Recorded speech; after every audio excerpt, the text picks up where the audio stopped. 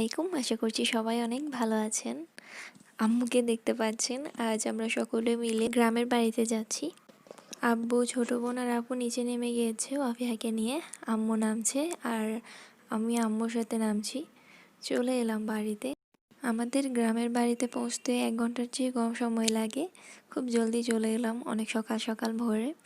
এখন যেটা দেখতে পাচ্ছেন এটা আমাদের ইনকমপ্লিট বাড়ি, এখনও কমপ্লিট করা হয়নি। মোটামুটি ইম্পর্টেন্ট যে কাজগুলো আছে সেগুলো কমপ্লিট করা হয়ে গিয়েছে, তবে এখনও অনেক বাকি আছে। ডেকোরেশন, সাজসজ্জা, টাইলস, দরজা, জানালা। মূলত 15 দিন থেকে 1 মাস পর্যন্ত সময় লাগতে পারে। একটু আশেপাশে দেখিয়ে দিচ্ছি। তো আমরা কিন্তু এসে প্রথমে বাসায় গিয়েছিলাম। বাসায় খাওয়া দাওয়া করে এরপর বের হয়েছি। ভাবলাম আপনাদের সাথে একটু শেয়ার করা যাক আমাদের ইনকমপ্লিট বাড়িটা দেখতে কেমন লাগে সেটা। আপনারা অবশ্যই জানাবেন কেমন লাগছে। আমরা কিন্তু একটু অন্য স্টাইলে করেছি, সেজন্য সিঁড়িটা বাইরে দিয়েছি এবং তার ডিজাইনটাও আপনারা দেখতে পেয়েছেন। এটা আমরা মূলত ইউরোপীয় স্টাইলে করতে চেয়েছিলাম। ইনশাল্লাহ আলহামদুলিল্লাহ আমাদের চাহিদা অনুযায়ী হয়েছে এবং দেখতে অনেক সুন্দর লাগছিল।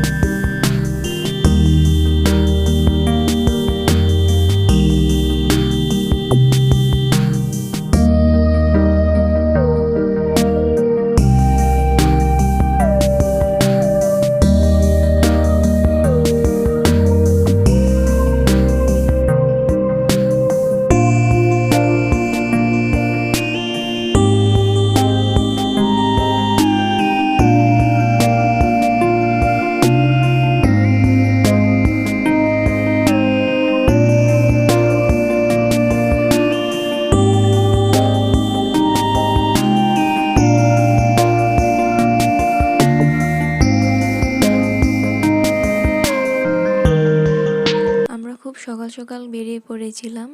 আবার রাতে কিন্তু ছোট বোনের জন্মদিনের পার্টিও ছিল। তো সব মিলিয়ে লেটে ঘুমিয়েছি, জলদি উঠেছি।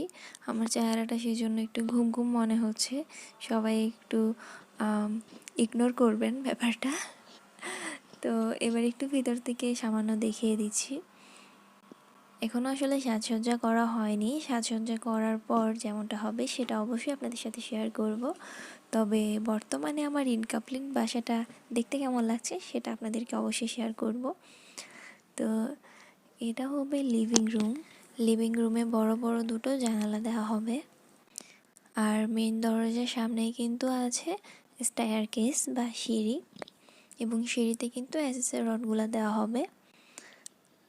এটা হচ্ছে ডাইনিং রুম। এখানে কিন্তু একটা বড় জানালা দেওয়া হয়েছিল, তবে জানালা দিয়ে যে সিনারিটা দেখা যাবে বাইরে সেটা অতটা ভালো না, সেজন্য আমরা সেটা নেটে দিয়েছি।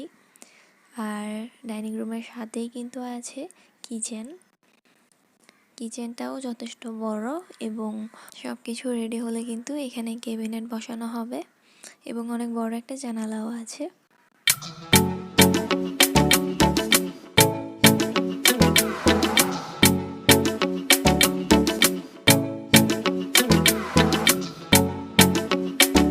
এরপর চলে যাব বেডরুমে। এই বেডরুমটা আব্বা আম্মু নিবে এবং এখানে কিন্তু দুটো জানালা দেওয়া আছে। দুটো জানালাই যথেষ্ট বড় এবং এর সাথে একটা অ্যাটাচ বাথরুমও দেওয়া আছে। বাথরুমের উপরে কিন্তু একটা স্টোর রুমের মতো দেওয়া হয়। আমাদের এখানেও দেওয়া হয়েছে, তবে আমাদেরটা আপনারা দেখে হয়তো বুঝতে পারছেন যথেষ্ট বড়, এবং এই গ্লাসও দেওয়া হবে, গ্লাস লাগানো হবে। মানে অন্যান্য যেখানে দেওয়া হয় সব কিছুর চেয়ে কিন্তু আলাদা।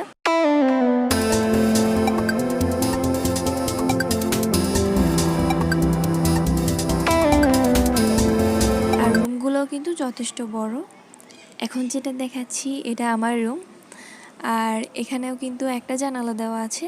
তবে পাশে আমাদের একটা প্ল্যানিং ছিল যে একটা দরজা দেওয়া হবে, আর এই দরজাটা দিয়েও কিন্তু বাইরে যাওয়া যাবে। তবে আব্বা আম্মু পরবর্তীতে এই দরজাটা নেটে দিয়েছে। এবং এইটা হচ্ছে ডাইনিং রুম। ডাইনিং রুমের সাথে কিন্তু একটা ওয়াশরুম দেওয়া আছে, এবং এখানে কিন্তু ওয়াশরুমের উপরে যে রুমের মতো একটা জায়গা আছে সেটা দেওয়া। তবে এটাতেও কিন্তু গ্লাস লাগানো হবে। এবং এটা হচ্ছে বেডরুম, এটা হচ্ছে বড় আপুর জন্য। এখানেও কিন্তু একটা জানালা দেওয়া এবং একটা ব্যালকনি দেওয়া, এবং এই ব্যালকনিটা কিন্তু খুবই বড়। আপনাদেরকে একটু ভেতর থেকে দেখিয়ে দিচ্ছি, এবং বাইরে থেকে কিন্তু অনেক সুন্দর দৃশ্য দেখা যাচ্ছে। যে গাছগুলো লাগানো আছে এগুলো আমার দাদু লাগিয়েছে, এবং গাছগুলো কিন্তু খুবই সুন্দর লাগছে বাইরে থেকে। তবে পরবর্তীতে আমরা এখানে ফুলের গাছ লাগাবো, অর্থাৎ আমাদের পুরো বাগানটাতে আমরা ফুলের গাছ লাগাবো। আর আপুর রুমটাই আমার মনে হচ্ছে সবচেয়ে বেশি সুন্দর। সবগুলো বেডরুমই কিন্তু যথেষ্ট বড়। আর এখানে কিন্তু পাশে একটা ওয়াশরুম দেওয়া আছে। এবার কিচেনটা একটু ভালো করে দেখিয়ে দিব, তবে তার আগে এই পাশ থেকে দেখিয়ে দিই দেখতে কেমন লাগছে। সবার জন্য কিন্তু আলাদা আলাদা রুম দেওয়া, এবং যথেষ্ট সুন্দর ইঞ্জিনিয়ার দিয়ে কিন্তু এগুলো ডিজাইন করিয়েছে। তবে আমাদের কাছ থেকে ডিসাইড করার আগে আমাদের পরামর্শ নিয়ে থাকে। আমরা তিনজনেই কিন্তু যখন পছন্দ করেছি তারপরেই তারা এটা সিদ্ধান্ত করে এভাবে ঘরটা বানিয়েছে।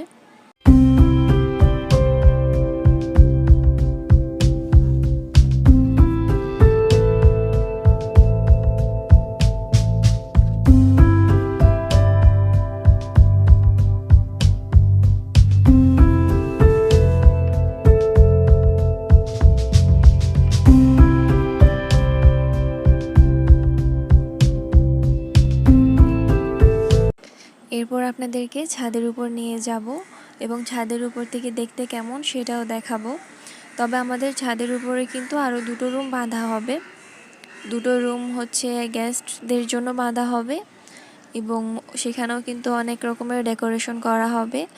তো অবশ্যই পরবর্তীতে আমার ভিডিওতে যদি দেখতে চান কেমন হয়েছে ডেকোরেশনের পর আমাদের ঘরটা, ফাইনাল লুকটা, অবশ্যই আমার চ্যানেলটি সাবস্ক্রাইব করে পাশে থাকা বেলটা বাজিয়ে দিবেন, যাতে সেই ভিডিওগুলো মিস করে না ফেলেন। এবং আজকের এই ভিডিওটি ভালো লাগলে অবশ্যই একটা লাইক দিয়ে দিবেন, কমেন্ট করে জানাবেন কেমন লেগেছে, এবং আমার চ্যানেলে যারা নতুন আছেন তারা প্লিজ সাবস্ক্রাইব করে রাখবেন। এবার একটু এই পাশ থেকে দেখিয়ে দিচ্ছি বাসাটা দেখতে কেমন লাগছে। আমি এই পাশ থেকে দেখিয়েছি, কিন্তু ওই পাশ থেকে দেখাতে ভুলে গিয়েছি যে পাশে প্রচুর পরিমাণে জানালা দেওয়া আছে। এদিকে আমার দাদু রান্নার জন্য সব প্রিপারেশন নিয়ে নিচ্ছে। তবে আপু দাদুকে রান্না করতে দেয়নি, আপু নিজেই রান্না করেছে। আর দাদু তো ওইভাবে বেটেছে, বেটেই কিন্তু সব কিছু রান্না করেছে। এভাবে বেটে রান্না করার কিন্তু মজাই আলাদা।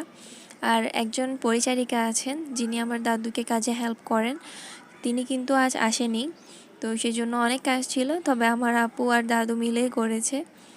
এবং আমি আর ওয়াফিহা এখন ছাদে এসেছি, কিছুক্ষণ বসেছিলাম, গান শুনছিলাম এবং অনেকক্ষণ মজা করেছি।